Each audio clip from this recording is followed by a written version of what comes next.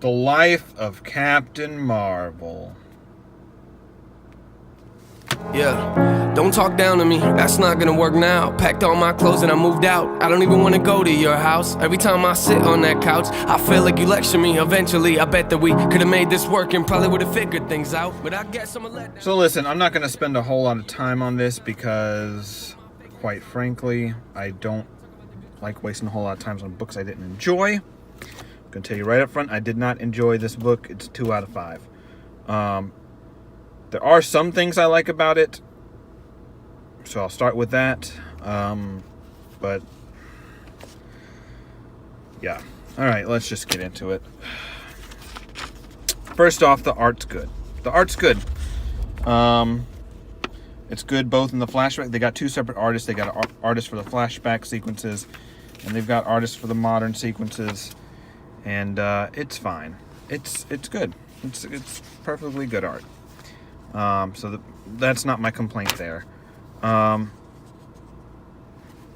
mean, yeah. Look, everyone's got expressions. It's good. No, most of my issues still come from Margaret Stoll's direction that she has decided to take Captain Marvel in. Now, I've been reading Carol Danvers for years, since before she became Captain Marvel. So I'd like to say that I have a pretty fair understanding of how she should sound and who she is.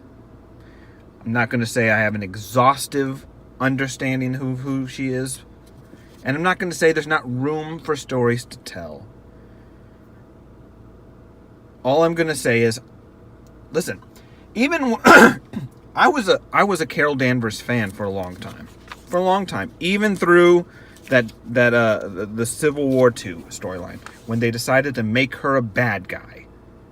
At least during that, I could go, you know what? For the first time, I disagreed with Carol in her decisions she was making, but I understood them, and it was still Carol Danvers I was reading.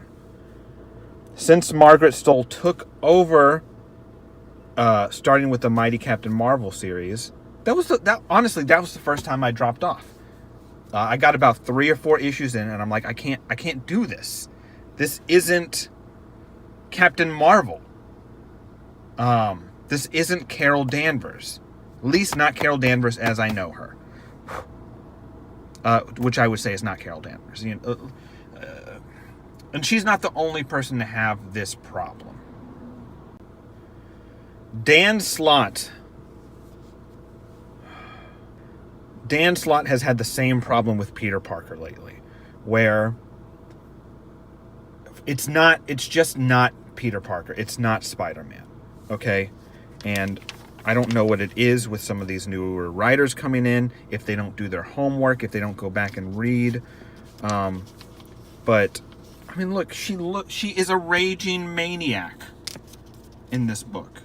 Now, maybe based on the story that Margaret's tried to craft, I don't know. Maybe it's in character. I don't know. Listen, I read the book. Sorry, I was going to start with good things I like. Here's a good thing. I like that Carol is finally growing her hair back out. I'm partial to a longer haired Carol than a shorter haired Carol, and I'm very happy about that. But I don't. So listen, all right. That's the thing I like. I like the art, and I like that Carol's growing her hair back out. That's what I like about the book. What I dislike about the book, one, is all this sort of thing. Just get into the story. I don't need all these random thought bubbles about, every story has a beginning, and this is mine, and we're going to go back to a time when it was wonderful, and da-da-da-da. It's a little on the nose cliche for me. Other than that, listen, Margaret is not a bad writer, okay? Individually, objectively, the the writing is fine. It's not amazing.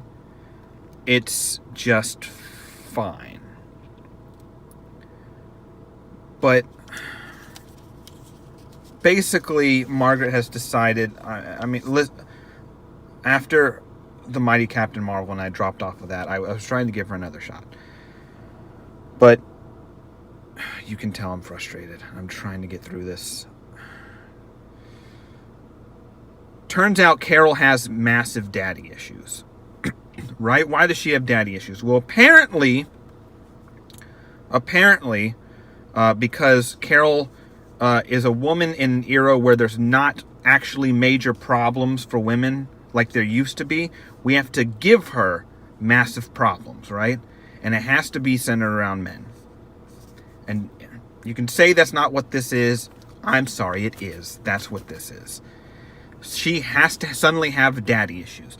She can't be a little girl who grew up in a good household, like Superman, or shoot, even Spider-Man grew up in a good household. Yes, there are circumstances that were bad and unfortunate. Some of it that he was involved with that turned him into who he is today.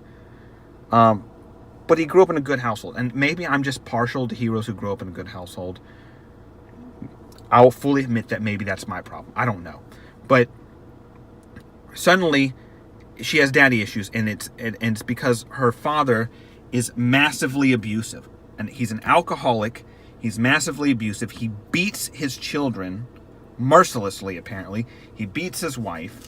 And, spoiler alert, you find out at the very end of the book that maybe he was also having an affair. Now, I'm not 100% convinced that that's what's going on. Maybe it's a misdirection. I don't know. But as it stands now, as in issue 1, as what we know, drunk, abusing, who's having an affair.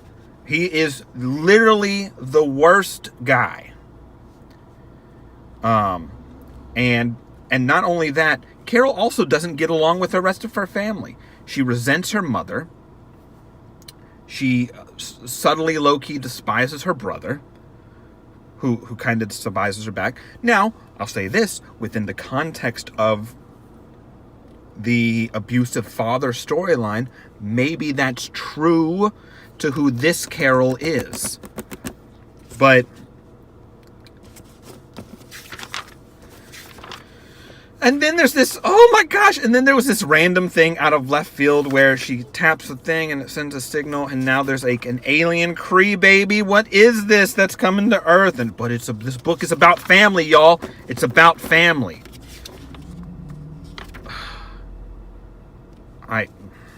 No, don't get it. Don't get it. I'm sorry. Margaret, I gave you a shot with Mighty Captain Marvel, and it didn't work out. And then I tried to give you a shot with this, and I know there are people who disagree with me. And you get these people who go, well, I've also read Carol for 20 years. Great. I'm so glad you're happy with this book. This book is incredibly frustrating to me because this is not Carol Danvers. Carol Danvers is not a weak, whining, woe is me baby of a human being.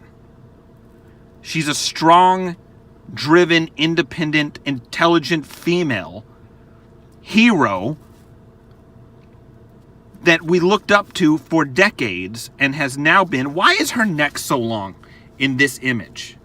Or is that just how? Oh, maybe it's not. Oh, okay. Oh my gosh. I'm just so. I'm done. 2 out of 5. Like, subscribe, share, helps grow the channel, and goodbye. So listen, I gotta make an addendum. I've calmed down a little bit, so I was really riled up. Here is my problem with the whole thing about making Carol Danvers the daughter of an alcoholic, abusive, cheating man. Heroes typically typically do not come from such broken places. That's typically where a villain comes from. Peter Parker. Uncle gunned down, unfortunate, but it comes from a good family. Clark Kent comes from a good family. Bruce Wayne, tragedy, but comes from a good family. Typically, people who have such strong moral heroic values as Carol Danvers does come from good families. They do. It's very atypical for them to come from such a broken household. It's not to say it can't be done. I'm just saying it is atypical. Also, I feel that to some degree it diminishes who Carol is, because she's fought hard over the years for 40 years. There's no evidence of this for 40 years, and now suddenly she's fought hard over the years to become who she is. She's done it on her own merits. To suddenly make her a victim because her daddy drank too much and hit her. And that's why this, and maybe I'm reading too much into it at the beginning, I will concede. I don't like it. I don't like it. I'm sorry. I don't like it. It is not who she is. I really reject this notion of the only way a female can be strong is if she's been abused by a man. I reject that as a concept. Again, it's not to say it doesn't happen, and it can happen with new characters, but when you have an established character for decades, it is extremely frustrating to then go back and say, this strong woman who you admire and applaud for the things that she's done and the things she's overcome, we're going to take all that away from her, and the real reason why she is because a man hit her, or a man was bad to her, or something like that. That's my problem with this. It's not with the actual particular writing. It's not really with the structure of the story.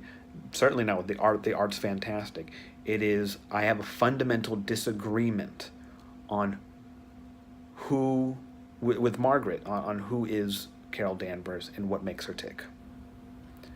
Margaret Stoll's a perfectly fine writer, but I fundamentally disagree with where she wants to take, where she seemingly is taking Carol, and I disagree with who she thinks she is and why she is the way she is. Carol is a hero, plain and simple, and there were things in this book, like letting her brother drive drunk, that is not like Carol Danvers. It's so not like Carol Danvers that Margaret, I think, to some degree knows it's not like her, because she writes other people like Tony Stark saying, this isn't like you to just abandon. So again, could it change? Could it come back around? Could there be a good explanation for everything?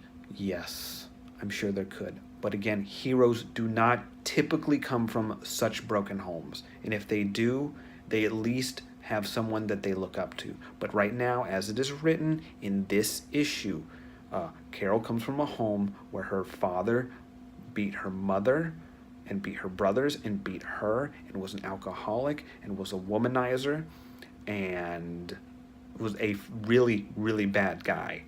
And she doesn't even look up to her mother because she resents her mother for staying with that guy.